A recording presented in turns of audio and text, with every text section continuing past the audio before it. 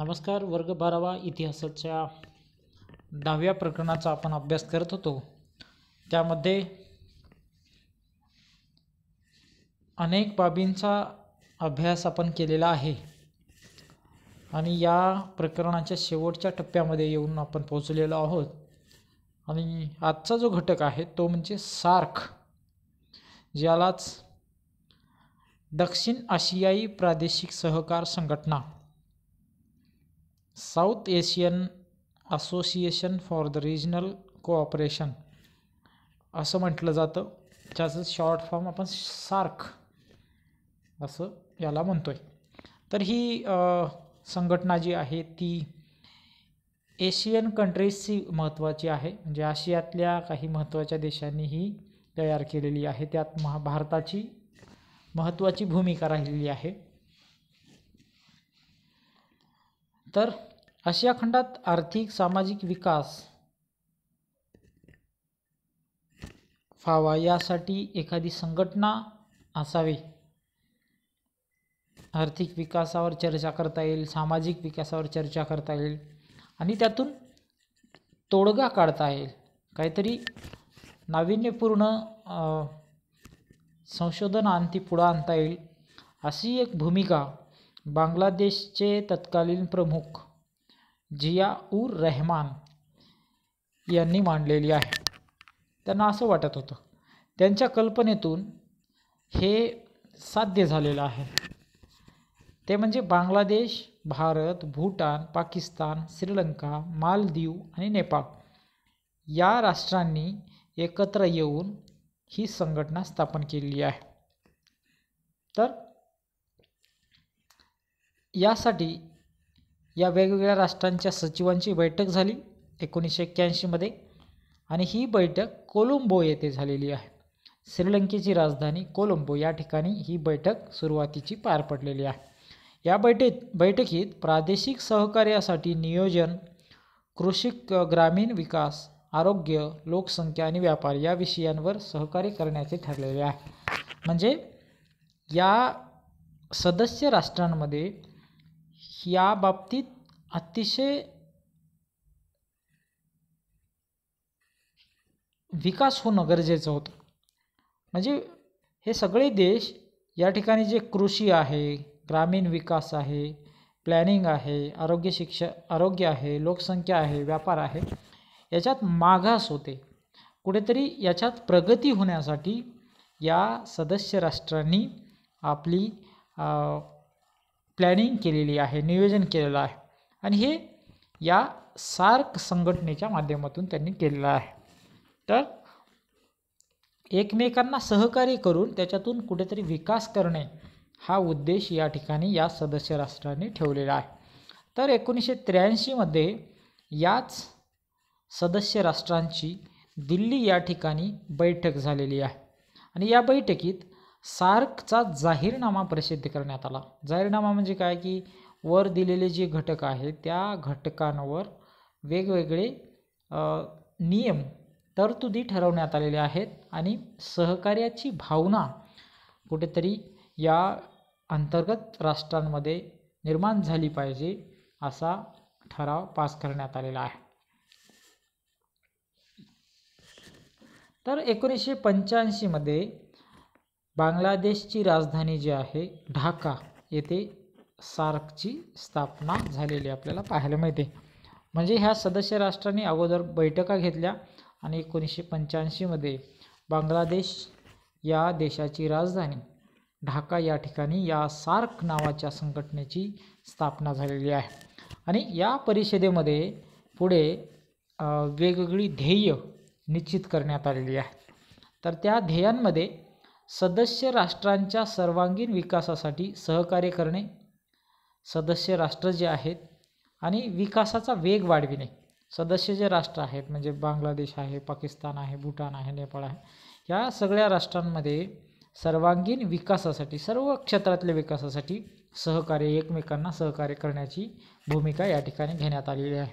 आणि त्याचबरोबर विकासाचा वेग जो आहे तो कुठेतरी वाढविण्याची गरज आहे असं या ठिकाणी ठरलेलं आहे. तर आशिया खंडात मोठ्या प्रमाणात जी समस्या मोठ्या प्रमाणात माणसांना किंवा वेगवेगळ्या देशांना सतावते ती म्हणजे दहशतवाद. या दहशतवादावर सुद्धा कुठेतरी तोडगा निघाला पाहिजे, ही गोष्ट या सार्क परिषदेमध्ये सतत चर्चेला गेलेली आहे. आज सगळ्याच्या सर्व परिषदांमध्ये ही दहशतवाद ही महत्त्वाची गोष्ट आणि या गोष्टीवर चर्चा करण्यात आलेली आहे. कुठेतरी दहशतवाद कमी करण्यासाठी एकमेकांना सहकार्य करण्याची भूमिका सार्कमध्ये घेण्यात आलेली आहे. तर दहशतवाद निर्माण करणारं एक मोठं रॅकेट पाकिस्तानातूनच निर्माण होतं आणि पाकिस्तानसुद्धा हा सदस्य राष्ट्र आपल्या सार्कमध्ये आहे. ही एक बाब तुम्हाला लक्षात असायला पाहिजे. तर अंमली पदार्थाची तस्करी अशा विघातक गोष्टींना विरोध करणे हे एक ध्येय ठरवण्यात आलेलं आहे.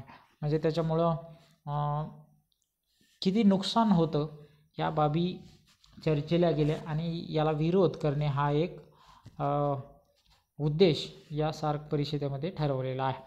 परस्पर विश्वास वाढविण्यासाठी सामंजस्याचे वातावरण निर्माण करून समस्या निवारण करणे म्हणजे एकमेकांवर विश्वास ठेवायचा आणि त्यातून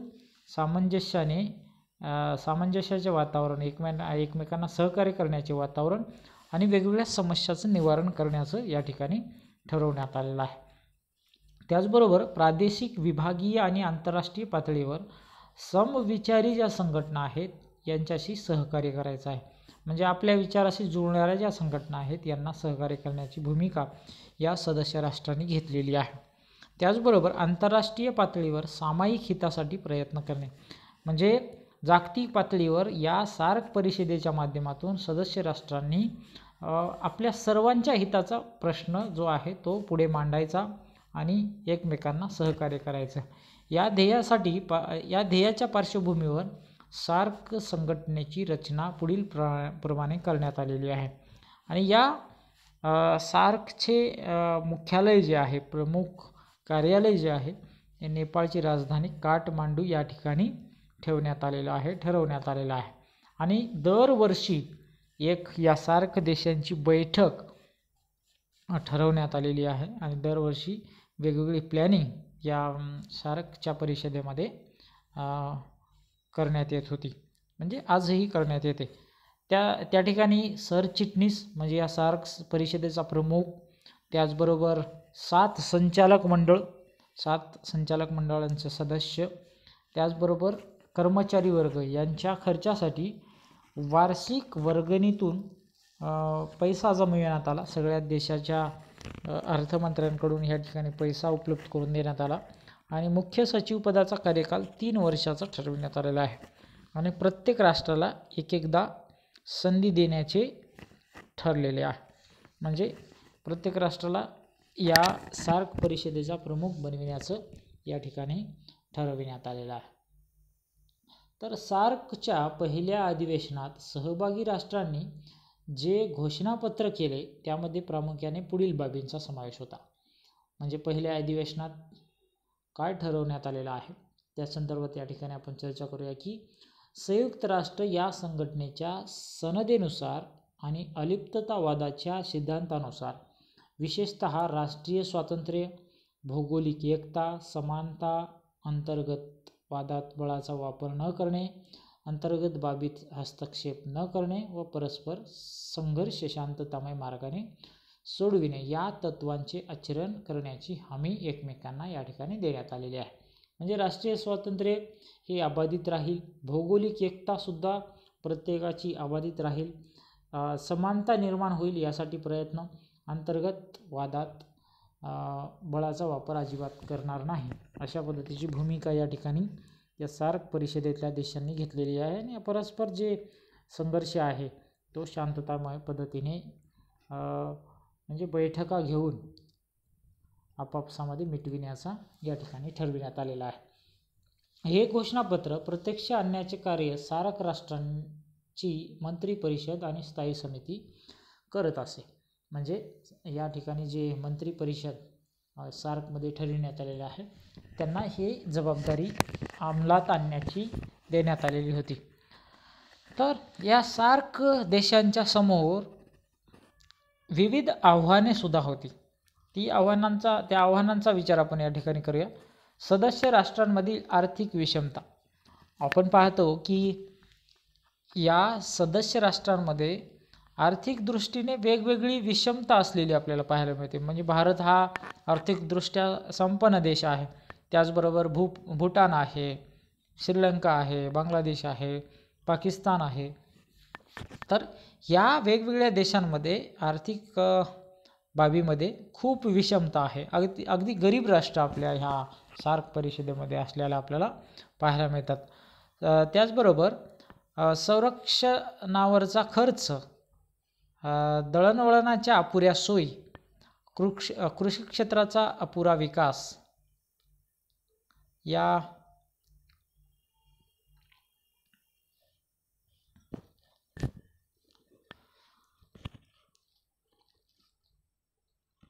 कृषी क्षेत्रामध्ये सुद्धा मोठ्या प्रमाणात या ठिकाणी विकास होण्याची गरज होती.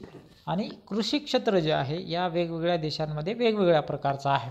तर वाढता दहशतवाद हे सुद्धा या सार्क परिषदेतल्या राष्ट्रांच्या समोरचा एक मोठा एक अडसर होता, म्हणजे समस्या होती, आव्हान होतं. लोकसंख्येचा विस्फोट, म्हणजे मोठ्या प्रमाणात या भारताबरोबर आपल्या इतर देशांमध्ये सुद्धा मोठ्या प्रमाणात वाढती लोकसंख्या निर्माण झालेली आहे. त्याचबरोबर अपुरा व्यापार, भिन्न राज्यपद्धती आणि धार्मिक भाषिक विविधता असे अनेक प्रश्न जे आहेत या सार्क संघटनेसमोर असलेले आपल्याला पाहायला मिळतात. या प्रश्नांच्या सोडवणुकीसाठी आपल्याला प्रयत्न करायचे होते. तर ते कशा पद्धतीने सोडवले जातील यासाठी दरवर्षी सार्क या संघटित राष्ट्रांची परिषद भरवण्यात येत असते. तर सार्कचे यशसुद्धा आपल्याला काय आहे याचा विचार या ठिकाणी आपल्याला करायचा आहे. आव्हाने तर आहेतच, त्यातून काय काय आपल्याला प्राप्ती झाली हे सुद्धा आपल्याला बघायचं आहे. तर या संघटनेने आत्तापर्यंत काही क्षेत्रात चांगली कामगिरी केलेली आहे.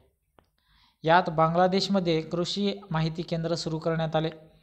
त्या माध्यमातून बियाणे, पशुधन आणि मत्स्योत्पादन यामध्ये संशोधन झालं. आणि ढाका येथे सार्क हवामान संशोधन केंद्राची स्थापना झालेली आहे. ढाका म्हणजे बांगलादेशची राजधानी. आणि काठमांडू येथे अस्थिरोग निवारण केंद्र सुरू झाले.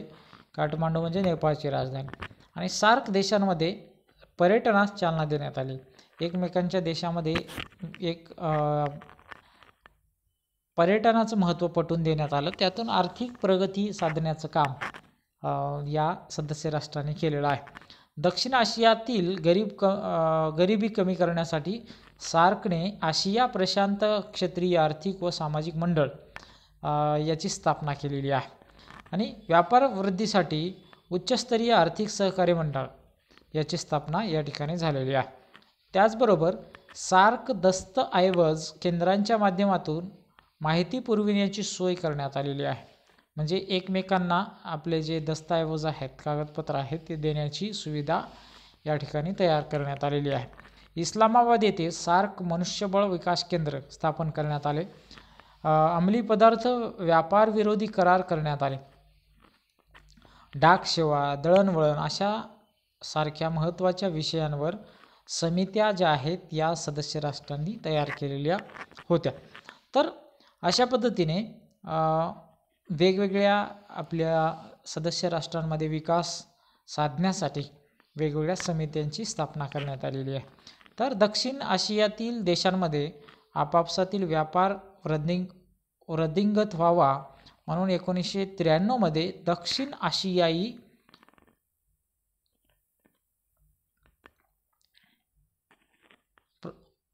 आशियाई प्राधान्य व्यापार करार करण्यात आला. आणि यातून व्यापाराला कशा पद्धतीनं चालना मिळेल यासाठी प्रयत्न करण्यात आले. आणि 2004 मध्ये दक्षिण आशियाई मुक्त व्यापार हे धोरण ठरविण्यात आलेलं आहे. मुक्त व्यापार म्हणजे काय की कोणताही देश कोणत्याही देशामध्ये जाऊन आपला माल विकू शकतो, व्यापार करू शकतो. याला आपण मुक्त व्यापार धोरण म्हणतो. म्हणजे त्याच्यावर कुठल्याही प्रकारचा जकात किंवा कर लादण्यात येणार नाही, त्याला मुक्त व्यापार असे म्हणतात. दक्षिण आशियाई म्हणजे आपल्या ह्या दक्षिण आशियातल्या राष्ट्रांमध्ये एकमेकांच्या राष्ट्रात जाऊन कोणत्याही देशातला व्यापारी कोणत्याही देशात व्यापार करत असे त्याला कुठलंही बंधन नाही, त्याला आपण मुक्त व्यापार धोरण असं म्हणतो. तर हे लक्षात ठेवा. अशा पद्धतीने हे सार्क परिषदेच्या संदर्भात आपण आजच्या व्हिडिओमध्ये चर्चा केलेली आहे. परीक्षेच्या दृष्टीने महत्त्वाचा घटक असल्या कारणाने अगदी सोप्या शब्दांमध्ये हा तुम्हाला व्हिडिओ बनवण्यात आलेला आहे. तर हा व्हिडिओ एका वेळा समजला नसेल पुन्हा एकदा तुम्ही ऐकू शकता, तर यातून तुम्हाला तो समजून जाईल आणि परीक्षेसाठी तुम्हाला याची मदत होईल. तूर्तास आपण या ठिकाणी थांबूया. धन्यवाद.